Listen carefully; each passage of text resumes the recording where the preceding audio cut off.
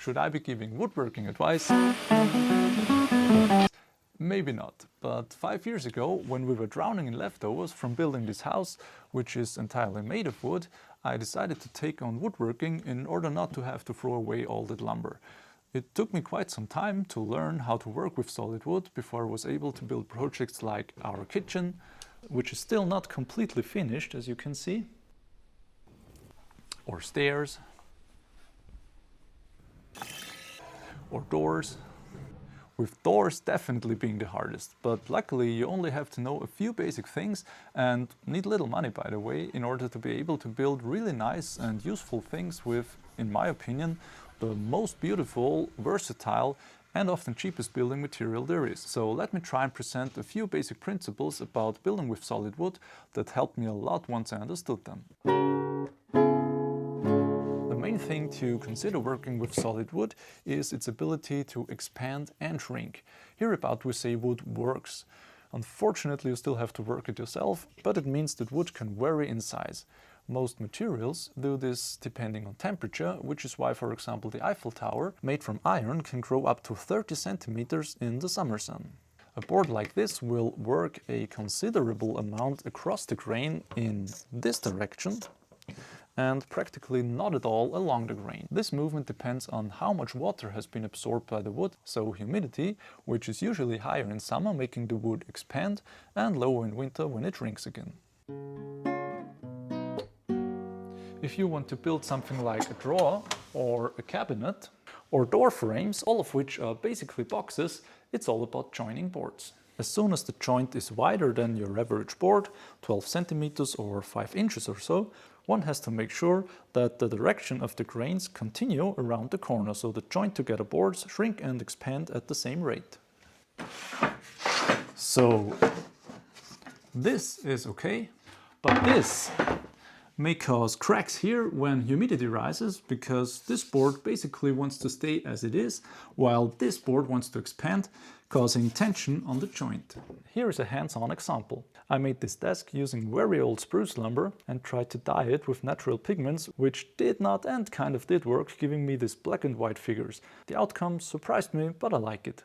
The grain of the two parts runs perpendicular, making it impossible to firmly connect them. Instead, I only attach them at one point here in front, while the rear end of the joint is held in place by these brackets. This screw holds the joint tight, but can still move in this slit, allowing the whole board to move along the joint. Or take these drawers as an example. The front is still missing, but this way you can see the construction more clearly. The side grains are aligned along and around the drawer, so I can glue or screw them together without having to fear that the construction will break, because the sides will all expand at the same rate, which is not true though for the bottom. But that's my tip number 2. So you can without a problem join 4 sides of a box, but when adding a 5th one, there will inevitably be one joint with grains not matching. That's why I did not make a back wall for these cabinets, but used braces for stabilization. When the box needs a 5th side, like with a drawer, the conventional method is not to use solid wood for the bottom. I made everything of solid wood, so I could not simply glue the bottom to the sides,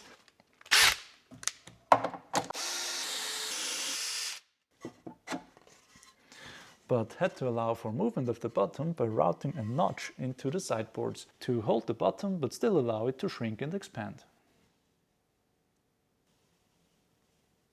Here's another view of this so it can be seen more clearly. The bottom is not attached to the sides, but sits loosely in a notch that lets it shrink without falling off and expand without pushing apart the whole thing.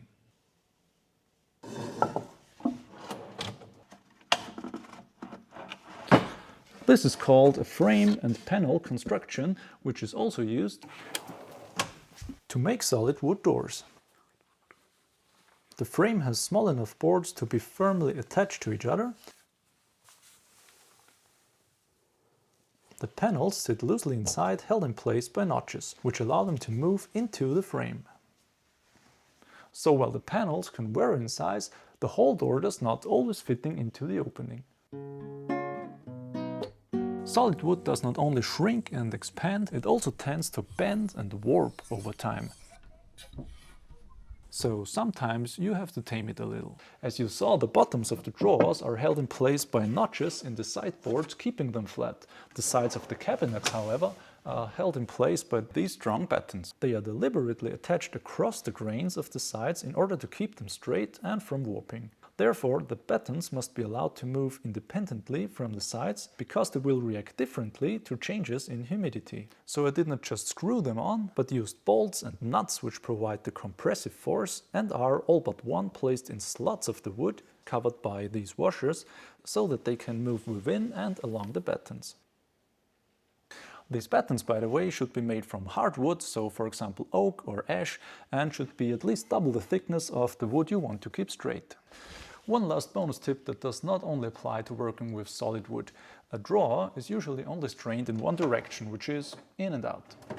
When using screws, it's a good idea to place them perpendicular to that direction, like I did here, rather than along it, like here. This way the screw is strained across its length rather than along its threads, which is especially important when the screws are put into the end grain of a board, which is a weaker connection than into the long grain. Another example of this thought are these overhead kitchen cabinets, which I made using the French cleat system, which I'm not going to go into now. But with hanging cabinets like these, the only force is gravity pulling downwards. So rather than putting this horizontal board on top of the sides, making the screws visible and pointing in the direction of gravity, it's better to place them perpendicular, making the top and bottom really strong. With the drawers, however, having the screws at the side does not only make the drawer stronger, it also has the advantage of leaving them accessible, making disassembling easier even with the fronts on. Which is exactly what I'm going to work on next. So these were my few humble tips on working with solid wood. I hope they were useful or at least interesting. Thanks for watching and bye!